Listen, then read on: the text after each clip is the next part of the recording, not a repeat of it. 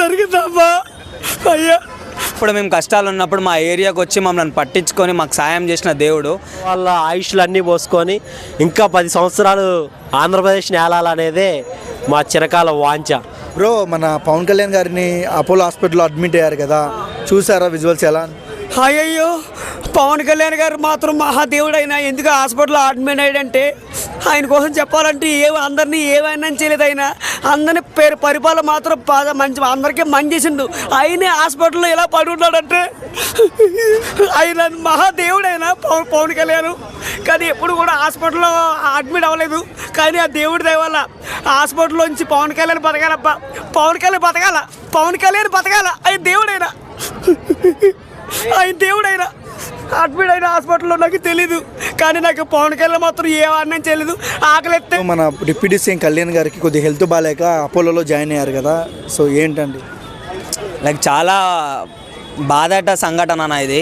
Like ఏదైతే కావద్దో మా దేవుడికి అదే అయింది.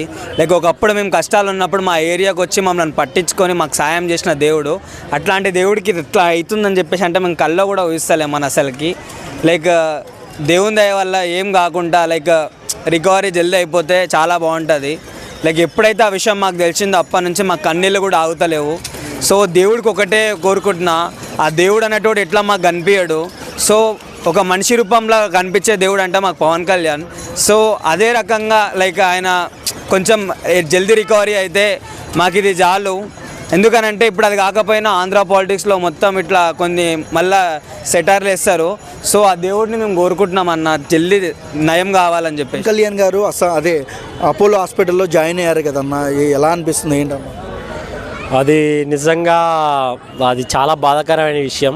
ఎందుకంటే అసలు పవన్ కళ్యాణ్ గారికి అలా వచ్చింది అని తెలిసినప్పటి నుంచి నాకు లిటరలీ నాకని కాదు, ఒక ఫ్యాన్స్ అని కాదు, దాదాపుగా యూత్లో ఒక రకమైన మనోవేదనకు గురవుతున్నారు అందరూ.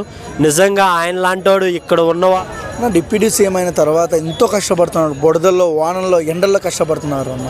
ఎలా అనిపించింది, మీ ఫీలింగ్ ఏంటి ఆయన అలా కావడం? నిజంగా ఈ తరానికి వచ్చిన ఒక రాముడు అని చెప్పుకోవచ్చు అన్న పవన్ కళ్యాణ్ని. ఎందుకంటే అసలు ఎన్నో బురదలల్లో కానీ ఎక్కడ ఊరు మార్పులు లేని దగ్గర కానీ లిటరలీ ఒక కన్నీటి చుక్కలు వచ్చే ఒక విషయం ఏంటంటే, ఒక 2 ఆడపిల్లలు వాళ్ళు బతికున్నంతకాలం ఒక రోడ్డు అనేది వాళ్ళకి లేదు. వాళ్ళు నిజంగా ఒక స్కూల్కి వెళ్ళడానికి వైన్స్కి రోడ్డు ఉంది కానీ స్కూల్స్కి రోడ్డు లేననే ఒక చిన్న పదం ఎన్నాళ్ళ నుంచో పరిపాలన చేసిన రాజకీయ నాయకులకు ఒక చెప్పు దెబ్బ. ఇప్పుడు వేయించిన పవన్ కళ్యాణ్కి ఒక మంచి అలంకరణ దండలాగా నేను చెప్పగలుగుతాను ఈ చిన్న విషయాన్ని అయినా సరే.